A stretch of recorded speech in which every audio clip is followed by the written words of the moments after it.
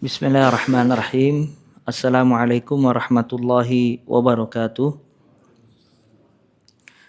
Alhamdulillahirabbil alamin wa bihi nasta'inu ala umuri dunya waddin. Wassalatu wassalamu ala asyrafil anbiya'i wal mursalin nabiyina Muhammadin wa ala alihi wa ashabihi wa man tabi'ahum bi ihsanin ila yaumiddin. Tsumma amma ba'd. Fa ya ayyuhal ikhwah rahimani wa rahimakumullahu jami'an. Kita lanjutkan pembahasan kita tentang Fadlul Quran, keutamaan Al-Quranul Karim. Berbicara tentang keutamaan Al-Quranul Karim, ini merupakan motivasi terbesar agar seseorang mencurahkan perhatian penuh terhadap Kitabullahi Azza wa Jal. Dan kita telah menjelaskan beberapa hadis yang berkaitan dengan Fadlul Quran. Kita bawakan beberapa lagi pada kesempatan kali ini dari sabda Nabi SAW dan juga perkataan ulama. Di antara keutamaan Al-Quranul Karim,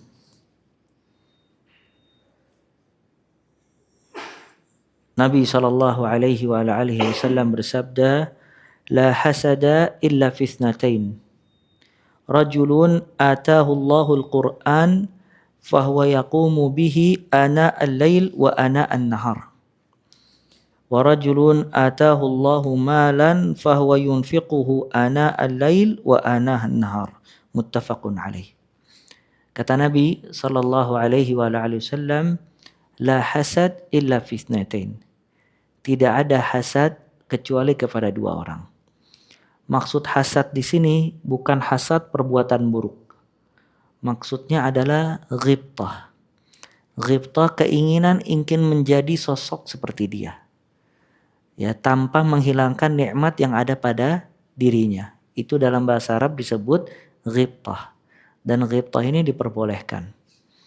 Ya, kalau hasad itu perbuatan tercela dan terlarang. Karena hasad karahah. Di dalam hati membenci nikmat yang ada pada orang lain dan menginginkan nikmat tersebut hilang. Sebagian ulama mendefinisikan hasad dengan tamanni zawalin ni'am 'anil akharin. Menginginkan nikmat yang ada pada orang lain hilang. Itu hasad. Tapi Ibnu Taimiyah rahimahullah mengatakan cukup dikatakan seseorang memiliki sifat hasad apabila memiliki karaha, kebencian. Artinya kalau dia ngelihat pada orang lain nikmat, kemudian hatinya benci, itu sudah ada benih-benih hasad. Tinggal apakah dia mengaplikasikan hasad tadi atau tidak. Makanya Ibnu Taimiyah rahimahullah juga berkata, "Ma khala al-jasad min hasad, walakinnal karim yukhfi wal laim yubdih." Tidak ada hati yang tidak lepas dari hasad. Ya, hampir setiap orang di dalam hatinya memiliki sifat hasad. Cuman orang yang mulia dia menyembunyikan hasadnya dan juga berusaha untuk memperbaiki hatinya. Sedangkan al-laim, orang yang buruk, dia memperlihatkan hasadnya. Maka hasad yang paling berbahaya apabila seseorang telah mengeluarkan dan mengamalkan hasadnya, mengaplikasikan hasadnya. Maka kata Allah Azza wa Jal, "Wa min syarri hasidin idza hasad." Dari keburukan orang yang hasad apabila dia sudah hasad, sudah mengeluarkan hasadnya. Nah, hasad tidak boleh dalam semua keadaan. Ya, makanya seseorang kalau ada perasaan di dalam hatinya hasad, berusaha dia hilangkan dengan banyak berzikir kepada Allah, dengan membaca doa Rabbi syrah li sadri wa yassir li amri wahlul 'uqdatam min lisani yafqahu qawli. Dia baca doa Nabi, Allahumma inni a'udzubika min ilmin la yanfa' wa min qalbin la yakhsha' dan yang lain-lainnya. Dan diajarkan juga doa agar menghilangkan hasad. Kita ngelihat orang yang kita hasad kepadanya, Allahumma zidhu min fadlik waj'alni afdala minhu. Ya Allah, tambahkanlah kepada dia keutamaanmu dan jadikan aku lebih utama daripada dia. Nah, ini hasad. Tapi hadis ini bukan hasad yang kita jelaskan tadi. Ya, para ulama memaksudkan hasad di dalam hadis ini ghibtah. Ghibtah, kita ingin seperti dia. Ya, tanpa menghilangkan nikmat yang ada pada dirinya. Itu apa? Ghibtah. Maka kata Nabi SAW, tidak ada ghibtah, keinginan ingin serupa dengan seseorang, kecuali dua macam orang. Ya. Yang pertama, rajulun atahullahul Qur'an. Seseorang dikasih oleh Allah Al-Quran. Dia dikasih sama Allah hafalan Al-Quran, dikasih sama Allah gemar baca Al-Quranul Karim, perhatian terhadap Al-Quran. Fahuwa yaqumu bihi ana al-lail wa ana an-nahar. Maka dia mengamalkan Al-Quran, membaca, murojaah di setiap pagi dan di setiap malam. Siangnya dengan Al-Quran, malamnya dengan Al-Quran. Dan orang yang seperti ini sebagian besar mubarak, penuh dengan keberkahan. Semakin banyak orang perhatian terhadap kitabullah Azza wa Jal, maka semakin berkah waktunya, hartanya, aktivitasnya, keluarganya, dan yang lain-lain. Semakin kurang porsi dia terhadap kitabullah, maka semakin kurang keberkahannya. Makanya dahulu para ulama paling sedikitnya baca Al-Quran sehari 5 juz. Ya, atau 3 juz. Ya, dan kata Syekh Masyhur, orang yang bisa membaca Al-Quran sehari 5 juz, dia pasti menjadi hafizul Quran suatu saat nanti. Ya, maka terus kita perbaiki diri kita dan kita minta taufik kepada Allah Azza wa Jal agar Allah memberikan kepada kita kemampuan untuk bisa banyak baca Al-Quranul Karim dan murajaah hafalan-hafalan kita. Maka kalau ada orang seperti ini, dibolehkan sama Nabi SAW untuk ghibtah. Kita ingin seperti dia. Dia habiskan waktunya siang dan malam dengan apa? Dengan Al-Quranul Karim. Syekh Abdul Razak hafizahullah, pernah ada orang bertanya kepada dia. Dan subhanallah, orang itu mengatakan, wahai Syekh, ana sholat malam. Dan tidak ada yang ana baca di dalam sholat malam, kecuali 3 surat. Qul huwallahu ahad, qul a'udzu birabbil falaq, qul a'udzu birabbin nas. Kadang ana sampai menangis, ya, hanya mengulang-ulang surat-surat tadi di setiap malam. Apakah sholat ana sah, kata dia. Kata Syekh Abdul Razak, bahkan orang yang seperti itu ahli Al-Quran. Kenapa? Dia memiliki hafalan dan dia jaga hafalannya. Dia terus pakai di siang hari dan di malam hari. Ya, artinya dia tidak punya hafalan kecuali itu. Dan dia pakai hafalannya terus menerus. Itu ahli Al-Quran. Jadi subhanallah, ahlul Quran, orang yang perhatian terhadap Al-Quran, bukan yang banyak hafalan, kemudian tidak dipakai hafalannya atau hilang. Ya, tapi ahli Al-Quran, dia memiliki hafalan walaupun sedikit, cuman terus dia baca, dia ulangi. Ya, setiap selesai dari hafalan dia ulangi terus seperti itu.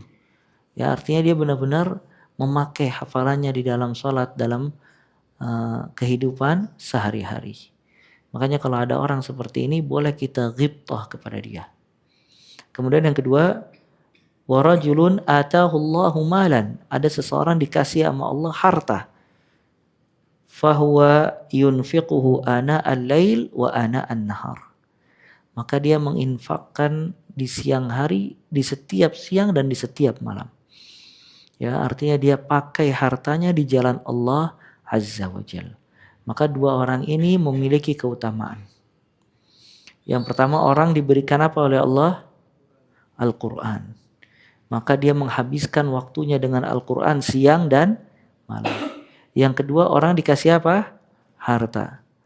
Ya, maka dia menghabiskan hartanya di jalan Allah siang dan malam. Maka ini hadis ini menunjukkan motivasi dari Nabi SAW agar kita bisa menjadi salah satu dari dua macam orang ini. Kalau yang paling terbaik yang mengumpulkan kedua-duanya. Dia dikasih oleh Allah Al-Quran, dia dikasih juga oleh Allah harta.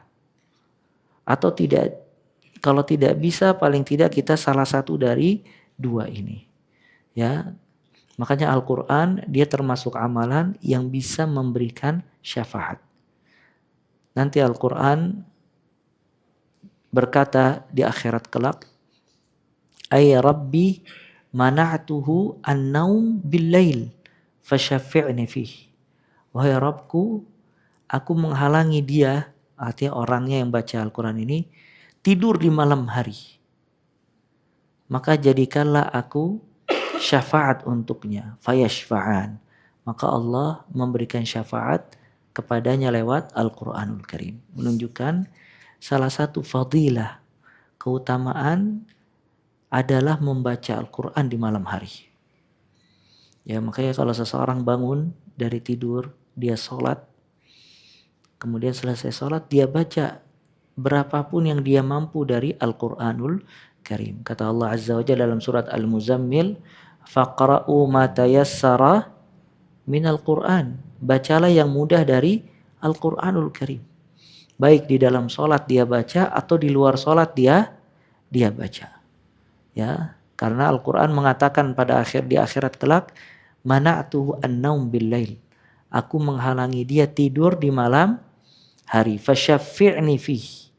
Maka jadikanlah aku syafaat untuknya. Ya. Kemudian satu hadis lagi tentang keutamaan Al-Quran. Orang yang sibuk dengan baca Al-Quranul Karim, salah satu sebab keinginannya dikabulkan oleh Allah Azza wa Jalla.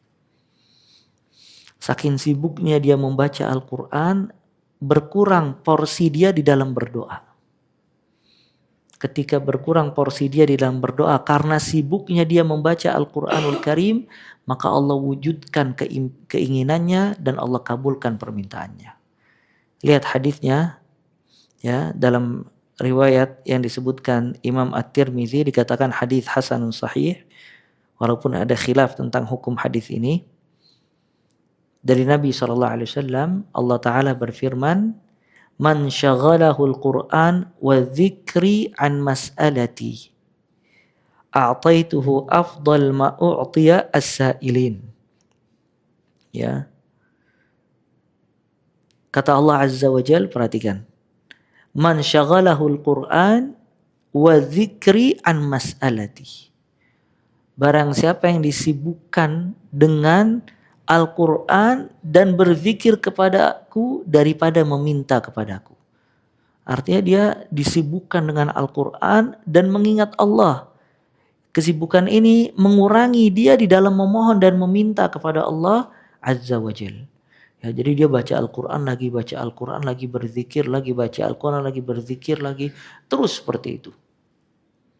Maka kata Allah Azza wa Jalla, a'taituhu afdal ma u'tiya as-sa'ilin. Aku akan memberikan kepadanya yang paling utama dari apa yang diminta oleh orang-orang. Ya, dari apa yang diminta oleh orang-orang. Karena dia tersibukkan dirinya dengan apa? Al-Quran dan zikir. Ya, ada orang bilang, Ustaz, ana bingung kadang. Harus minta apa lagi? Ya sudah, anak sibukkan tiap hari dengan zikir. Anak zikir lagi, baca Al-Quran lagi. Justru perbuatan seperti itu tanda kebaikan tanpa dia sadari. Karena kalau dia disibukkan dengan zikir dan baca Al-Quran daripada meminta kepada Allah, maka kata Allah, a'taituhu afdal ma'u'tiya as-sa'ilin. Aku akan memberikan yang lebih utama daripada yang aku berikan kepada orang-orang yang meminta kepada aku. Ya. Nah, ini keutamaan menyibukkan diri dengan Al-Quranul Karim.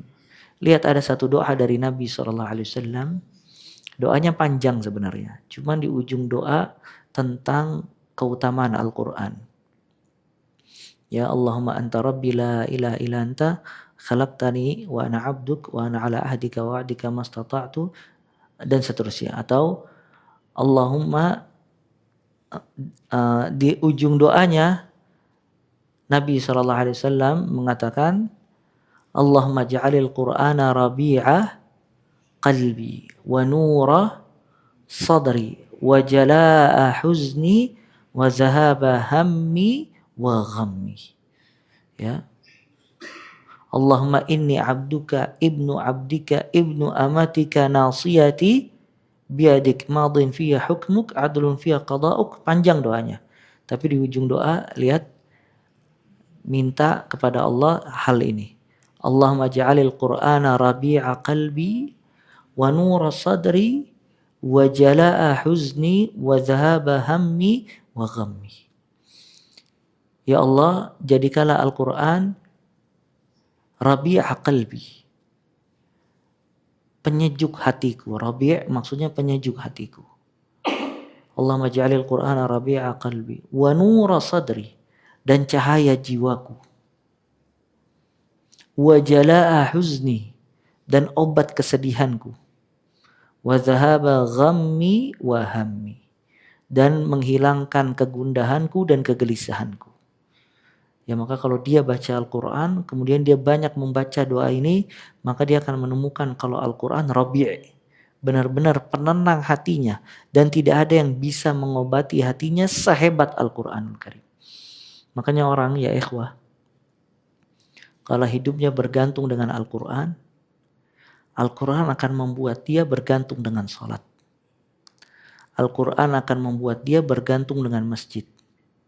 Al-Quran akan membuat dia bergantung dengan puasa. Al-Quran akan membuat dia bergantung dengan ilmu. Al-Quran akan membuat dia bergantung dengan tauhid dan seterusnya.